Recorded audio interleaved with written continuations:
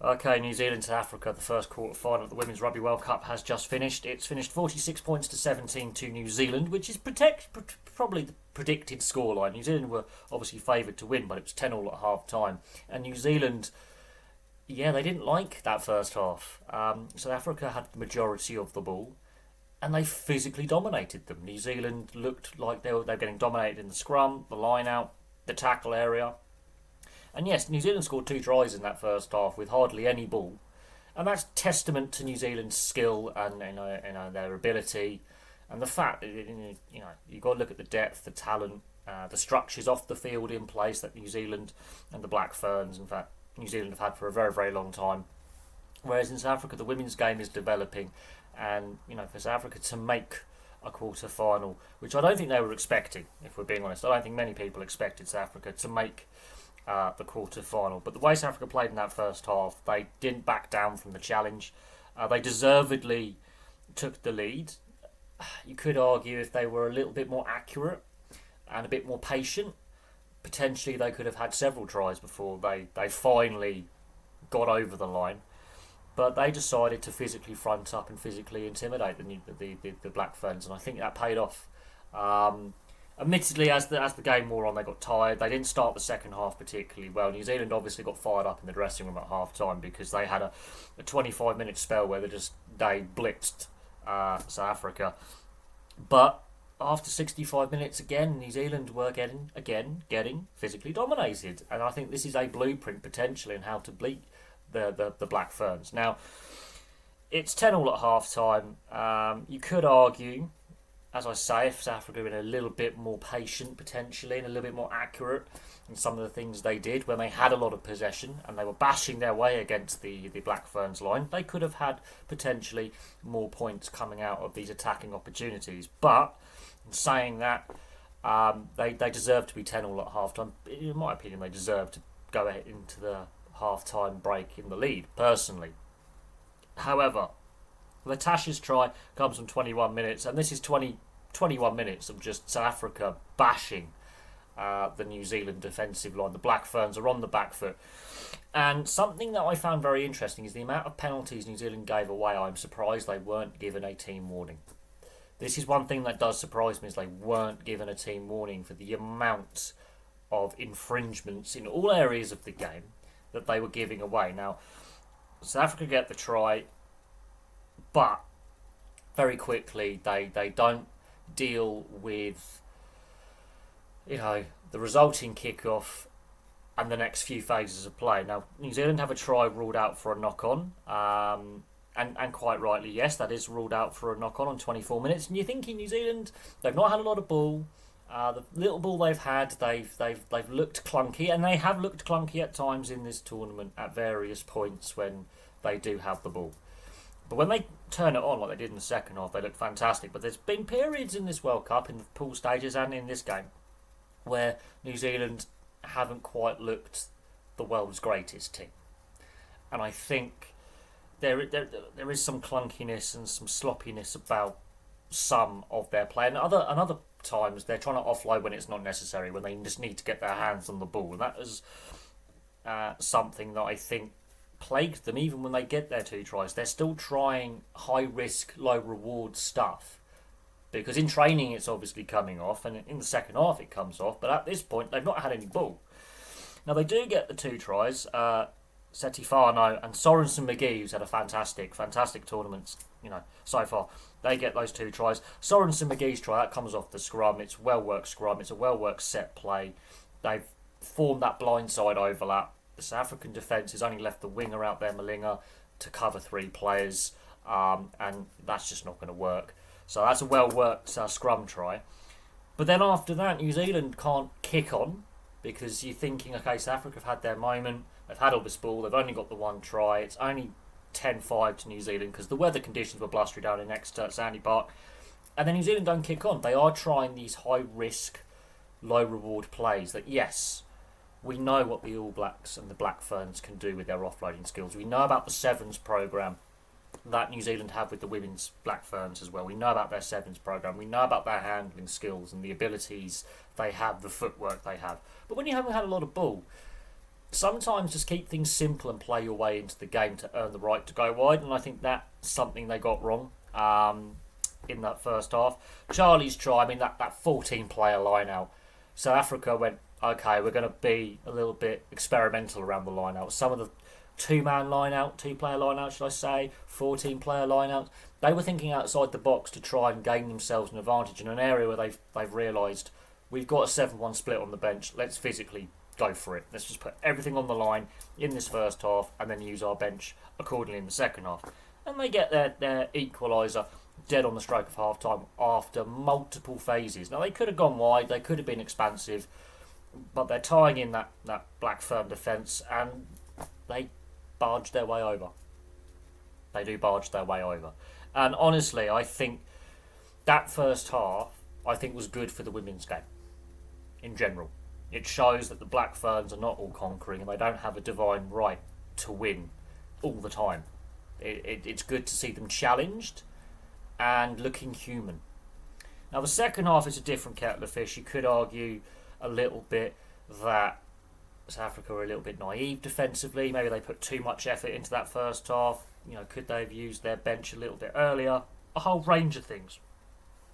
But New Zealand obviously weren't themselves in the first half. They were challenged and they had to respond, and they did respond. And they respond in a way where 1, 2, 3, 4, 5 tries in 25 minutes, they come to life. There's a try every 4 minutes, and it's keeping that scoreboard ticking over on it, and they just explode into life with line breaks, handling skills, you name it. They spring to life. And obviously they've obviously not been very happy with their first half performance, not getting a lot of the ball. We know how dangerous the Black Ferns are, ball in hand, but you could argue South Africa put everything on the table in the first half and exhausted themselves. But Holmes gets a try in 41 minutes. Sorensen McGee's had a fantastic tournament and is he's only 18 years old. That's what's scary. She's got a very 10, 15-year international career ahead of her, maybe longer. Scores her second try in 44 minutes and would ultimately take over the goal-kicking duties as well, because Holmes did struggle with the windy conditions down in Exeter. In fact, both goal kickers did. Well, all goal kickers did struggle in the blustery conditions. But Sorensen McGee's had a fantastic tournament as a finisher, but she's also scored some long-range tries. She's very talented player, very good hands, good feet, good skill, and has got a lot of pace as well. So that helps when you're a winger, when you're quick. Olsen Baker would score 2 tries as well from the number 8 role. And considering, again, it has been a battle with the forward pack, to start to see that little bit of open play where the backs and the forwards are interplaying. 2 tries on 47 and 54 minutes. Holmes would get her first conversion on 54 minutes. So these missed kicks, while in a game that ultimately wasn't close in the end on the scoreline, that first half continued in the second half, with it being a close game. Had it gone that way, could have proved a bit crucial. Now, Sorensen McGee would step up and slot 2 conversions later on, and it's good to have a secondary kicking option. Holmes would get her second try in 65 minutes and literally gave over the kicking duties to Sorensen McGee. Now, whether that's a coaching decision, where they basically said, let's give another kicker an opportunity, maybe, or Holmes has just gone, it's not working today, you're the second best kicker on the field, it's now your turn to start kicking. Sorensen McGee did slot that one, and Vaiha scored a try in 80 minutes. Now, the disallowed try for South Africa is the correct decision. It rarely happens that you get an obstruction like this when you're doing the pick and go drives by the line, but that is a correct decision. That's on 72 minutes. And it's after Holmes's try that New Zealand, they know they've won the game at this point, and they lose that intensity and focus again. And South Africa don't give up, to their credit. They keep bashing away, they keep going, they didn't give up. And they continued to play their way, which, look, while it's not always the most attractive to watch on the eye, they continued to go. The obstructed try, the South African player is in front and goes through her legs. That's an obstruction all day long. It rarely happens though. You also see it in rugby league with the play the ball when the player in front who's been tackled playing the ball, stands in the defender's way, and then the player picking up the ball goes through the legs. That's an obstruction in both codes of rugby. It rarely happens though, but when it is pinged, that's a coach killer. But at that point, I mean, South Africa have lost the game. They're still plugging away, and I think their coaching staff will be very proud of their efforts in not giving up. I think that's a good way to look at it. Makua will get a try in 76 minutes, very similar to all three tries, all forward based for South Africa. They decided to keep it tight. They looked at their best with the pick and goes and the physical game, and keeping it tight, bringing outside backs on crash balls rather than through the hands, and that they're playing to their strengths, which is what you've got to do. And of course, Vaiakolo scores right at the full-time whistle with Sorens McGee converting. So, while the scoreline did blow out a little bit in the second half, especially that first 20-25 minutes of the second half, where just Africa just got blitzed, quite literally. New Zealand had to work for it. There was that second half of the second half, they tuned out. Yeah, okay, they've won the game at that point, but that intensity and the accuracy went again. In that first half, that is a blueprint potentially on how to beat this Black Ferns side in the semi-final and the final, because they weren't allowed to settle, they weren't allowed to dictate the tempo and the pace of the game. They had to do a lot of defending, but the game was kept tight, not overly expansive. And I have to admit, the New Zealanders did have to tackle a lot. Now, against a better side technically than South Africa, so a Canada or an England, for example, maybe Ireland could come back from their defeat to the Black Ferns in the pool stages, hypothetically, because they've beaten them before in the last couple of years. If a side can get to that breakdown quicker, distribute the ball quicker, have a bit more width as well, and earn the right to go wide and exploit when the defence has to get tight around these pick and goes, there is a blueprint there on how to beat the Black Ferns. And I think in years to come, South Africa will eventually do that.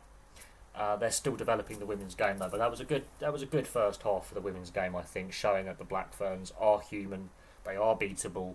There is a way to get at them.